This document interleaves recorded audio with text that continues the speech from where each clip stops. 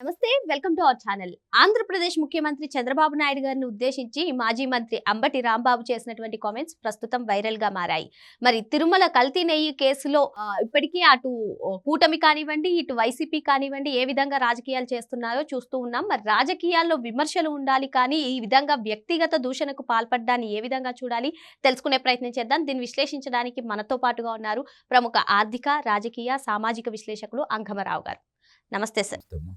రాజకీయాల్లో విమర్శలు ఎప్పుడు కూడా హేతుబద్ధంగా ఉండాలి అంటారు. మరి నాడు అధికారంలో ఉన్నప్పుడు అసెంబ్లీ సాక్షిగా చంద్రబాబు నాయుడు గారి సతీమణి గారిపైన చేసినటువంటి కామెంట్స్, మరి నేడు మాజీ మంత్రి అంబటి రాంబాబు చంద్రబాబు నాయుడు గారిని ఉద్దేశించి, అదే విధంగా వారి తల్లిని ఉద్దేశించి చేసినటువంటి కామెంట్స్ ఎంతవరకు కరెక్ట్ అంటారు? అసలు దీనిపైన ప్రజలు ఏమనుకుంటున్నారు సార్? ఇప్పుడు రాజకీయాల్లో విమర్శలు అనేవి హేతుబద్ధంగాను, సిద్ధాంతపరంగాను, అలాగే రాష్ట్రంలో జరుగుతున్నటువంటి అంటే పరిపాలన జరిగే విధం మీద ఒకనాడు ప్రతిపక్షాలు మాట్లాడేవి, అట్లానే అవి పరిగణలోకి తీసుకునేవాళ్ళు అధికార పక్షం వాళ్ళు కూడా.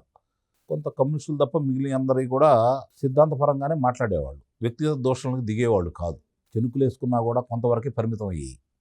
కానీ రాను రాను అవన్నీ దిగజారిపోయి వ్యక్తిగత దోషణలు అనేవి బాగా ప్రాచుర్యం పొందింది మాత్రం రాజశేఖర రెడ్డి ముఖ్యమంత్రి అయిన కాడి నుంచి. ఇక అంతకుముందు ప్రతిపక్ష నేతగా ఉన్నప్పటి నుంచి అక్కడి నుంచి మొదలైనటువంటిది అది ఈరోజు పరాకాష్ఠ చేరిందనేది వాస్తవం.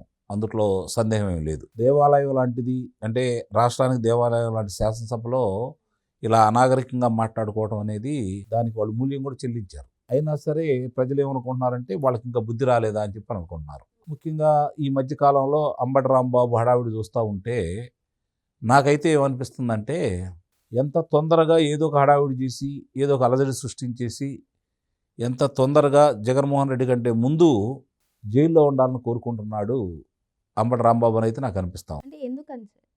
అంటే బయట ఉండి మాట్లాడినే కంటే లోన కూర్చుంటే ఈ గొడవలంతా ఉండవు కదా. ఏదో విధంగా ఏదో అంశంలో తొందరపడి మాట్లాడటమో లేకపోతే హడావిడి చేయటమో చేసిన తర్వాత పోలీసులు లోన కూర్చోబెడతారని అతను భావించాడు. కానీ వీళ్ళేమో ఇప్పుడు దాకా పెట్టుబడులు, రాష్ట్రం, పరిశ్రమలు, పిల్లలకు ఉద్యోగాలు, నీటి రంగ ప్రాజెక్టులకు సంబంధించి, రహదారులకు సంబంధించి ఇట్లా అన్ని రకాలుగా ప్రజలకు ఏం అవసరమో అది దాన్ని దృష్టిలో పెట్టుకొని కొంత సమన్వయంతో ఉన్నమాట వాస్తవం. దానికి వాళ్ళు ఆసరాగా తీసుకొని వీళ్ళు మమ్మల్ని ఏం చేయలేరులే, చంద్రబాబు నాయుడు గారినన్నా, లోకేష్ గారినన్నా, పవన్ కళ్యాణ్ గారినన్నా, లేదంటే చంద్రబాబు నాయుడు గారి సతీమణి అన్నా, వాళ్ళ అమ్మగారినన్నా వీళ్ళు మా గురించి పెద్దగా పట్టించుకోరులే అనే భావనలోకి ఈ మధ్యకాలంలో వాళ్ళకి ఎక్కువైంది. రెండోది జగన్మోహన్ రెడ్డి కూడా దాన్ని ఎంకరేజ్ చేస్తూ ఉన్నాడు. అందుకనే ఏం పర్లేదు, జైలుకి వెళ్తే ఏమవుతుంది, నేను 16 నెలలు జైల్లో కూర్చోలేదా, జైలుకి వెళ్ళిన ప్రతి వాళ్ళకి గుర్తింపు ఇస్తాను అన్నట్టు ఆయన మాట్లాడుతున్న తలకి ఒక రకమైన వాళ్ళందరూ కూడా ఇదేదో బాగుందన్న ఆలోచనలో ఉన్నారు. అట్లానే ఈ మధ్య జగన్మోహన్ రెడ్డి కూడా ఇష్టారీతిగా జగన్మోహన్ రెడ్డి గారు గుర్తింపు పొందడానికే ఇటువంటి కామెంట్స్ చేస్తున్నారంటారా? జగన్మోహన్ రెడ్డి దగ్గర గుర్తింపు కాదు, ఎంత తొందరగా జైల్లో ఉండాలా అనే ఆలోచనతో చేస్తున్నారని అయితే నేను భావిస్తున్నాను.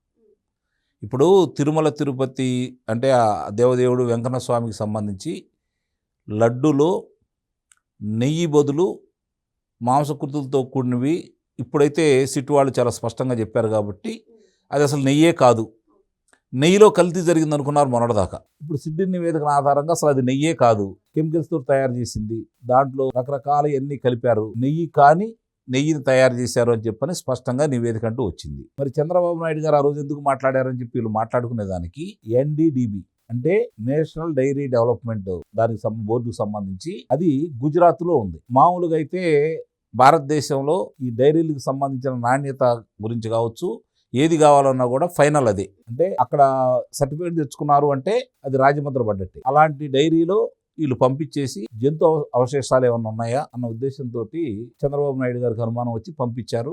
వాళ్ళ రిపోర్ట్లో స్పష్టంగా చెప్పడం కూడా జరిగింది. దాన్ని ఆధారంగా చేసుకుని సెప్టెంబర్లో 2024 సెప్టెంబర్లో చంద్రబాబు నాయుడు గారు మాట్లాడారు. మాట్లాడిన తర్వాత వాళ్ళు ఎవరైతే వైవి సుబ్బారెడ్డి ఉన్నాడో హైకోర్టుకి వెళ్ళాడు, హైకోర్టులో న్యాయం జరగలేదు, సుప్రీంకోర్టుకి వెళ్ళాడు. సుప్రీంకోర్టు దీని మీద చూసుకొని ఓ సిట్ని ఏర్పాటు చేసింది. అటు CBI, రాష్ట్రంలో 2 పోలీసులు, ఫుడ్ సెక్యూరిటీ సంబంధించిన వాళ్ళు మొత్తాన్ని 5గురితో కలిపి ఒక కమిటీ చేశారు. ఆ కమిటీ ఇచ్చిన నివేదిక ఈరోజు నెల్లూరు ACB కోర్టులో సమర్పించారు. నిన్న సమర్పించిన తర్వాత దాంట్లో 35 పేజీలో కావచ్చు, 189 నుంచి 194 పేజీల వరకు కావచ్చు, ఏమేమి రాశారు అని కనుక వీళ్ళు చదువుకుంటే వీళ్ళకి తత్వం బోధపడింది. వాళ్ళకి తెలియదని నేను అంటలేదు. వాళ్ళు ఆ విధంగానే మాట్లాడాలని ఒక నిర్ణయానికి వచ్చారు. ఎందుకంటే ఇంతకు ముందులాగా ఇప్పుడు ఏమనుకుంటున్నారంటే జైల్లోకి వెళ్తే నాయకుడు అవుతాడేమో, లేకపోతే సింపతి వద్దేమో అన్న ఆలోచనలో ఉన్నారు. అధినాయకుడు అట్లానే ఉన్నాడు, ఈ చోటా మోటా నాయకులు అట్లానే ఉన్నారు, మాజీ మంత్రులు అలానే ఉన్నారు. కాబట్టి ఏదో విధంగా ప్రభుత్వం మీద బురద జల్లుతూ వ్యక్తిగత దోషణలు దిగితే మమ్మల్ని ఎంత తొందరగా తీసుకెళ్లి జైల్లో పెడతారా అని చెప్పని వీళ్ళు ఎదురు చూస్తూ ఉన్నారు. కారణం ఏంటంటే పేరుని నాని లాంటి వాడు కావచ్చు, అంబటి రాంబాబు లాంటి వాడు కావచ్చు, వీళ్ళందరూ ఇలా పెట్టిరేగి రోజా లాంటి వ్యక్తులు కావచ్చు, ఇలా పెట్టిరేగిపోయి మాట్లాడటానికి కారణం ఏంటంటే వాళ్ళకి తెలుసు 5 సంవత్సరాల పరిపాలన ఎలా జరిగిందనేది వాళ్ళకి తెలుసు. కానీ పైనుంచి అధిష్టానం ఏది పంపిస్తే అదే మాట్లాడాలి. దానివల్ల ఏమవుతున్నారు, వాళ్ళ రాజకీయ భవిష్యత్తు శూన్యమైపోతూ ఉంది. ఇప్పుడు కనీసం రాజకీయ భవిష్యత్తును కాపాడుకోవాలి అంటే బయటకంటే జైలే బెటర్ అనుకుంటున్నారు. చంద్రబాబు నాయుడు గారు ఏం ఆలోచిస్తున్నాడు, విడుదల రజనీ అయినా, రోజా అయినా, లేకపోతే పేరు నాని గారి సతీమణి అయినా ఆడవాళ్ళ జోలికి మీరు వెళ్ళొద్దు అని చెప్పని ఆయన వీలైనంత వరకు సమన్వయం పాటిస్తూ ముందుకెళ్తున్నాడు. దాన్ని అలుసుగా తీసుకొని వాళ్ళు మాట్లాడుతూ ఉన్నారు. ఇప్పుడు వీళ్ళు కూడా మాట్లాడుతూనే ఉన్నారు. ఇప్పుడు ఈ సిట్ నివేదిక ఏమిచ్చింది, ఏ ఆధారంతో ఇచ్చింది, ఏమి తేల్చిందంటే ఇంకేమి తేల్చాల. ఇదే ఫైనల్ కాదు కదా. దాని మీద కూడా కొన్ని అనుమానాలు ఉన్నాయి. ఎందుకంటే నెయ్యే లేదు అని ఇచ్చిన మాట వాస్తవమే అయినా కూడా ఇది పంది కొవ్వు ఉందా అనే దాని మీద మాత్రమే ఆ ల్యాబు ఎన్ఆర్డిఏ ల్యాబ్లో చేశారు. కానీ అక్కడ దీన్ని ప్రామాణికంగా తీసుకొని టెస్టులు చేసేంత నైపుణ్యం కానీ పరికరాలు కానీ అక్కడ లేవు. అది వాళ్ళు కూడా ఇచ్చారు కదా, అది కూడా పొందుపరిచింది కదా సిట్టు ఈరోజు దాంట్లో. మరి వీళ్ళు ఎట్లా ఎవరికి సర్టిఫికేట్ ఇచ్చారు వీళ్ళకి? అసలు నెయ్యే కాదని చెప్పి సర్టిఫికేట్ వచ్చిన తర్వాత అది నెయ్యే కాదు. మరి నెయ్యి కానప్పుడు మీ మీద ఏ విధంగా చర్యలు తీసుకోవాలి? నియమ నిబంధనలన్నీ తొంగలోకి దొక్కి బేఖాతరు చేసేసి మీరు వాటిని వైలేట్ చేసేసి కొత్తవి తయారు చేసుకొని మీరు ఈ విధమైన అవకాశం ఇచ్చింది సుబ్బారెడ్డి, ఆ రోజు ఉన్నటువంటి ఈఓ గారే కదా. మరి ఇప్పుడు వాళ్ళు కూడా బాధ్యులు అవుతారు కదా. అసలు వాళ్ళు ఏం మాట్లాడారు, సిట్టు ముందు ఏం మాట్లాడేశారు, ఇవేమీ పరిగణలో తీసుకోకుండా సిట్టు ఈరోజు ఏమేమి పొందుపరిచింది, ఎవరిని దోషులుగా ఆ రోజు ఉన్న అధికారులను కూడా విచారించమని ఇచ్చింది కదా, లేఖ రాసింది కదా. మరి అంటే ఇన్ని వివరాలు దాంట్లో ఉన్నప్పుడు అదే చంద్రబాబు నాయుడు గారు మాట్లాడిన దాన్ని ఆధారంగా తీసుకుని ఏమీ లేకపోతే ముఖ్యమంత్రి గారు మాట్లాడింది తప్పు కాబట్టి ఇది ఏమి విచారణ చేయాల్సిన అవసరమే లేదు చెప్పట్లేదని చెప్పేవాడు కదా.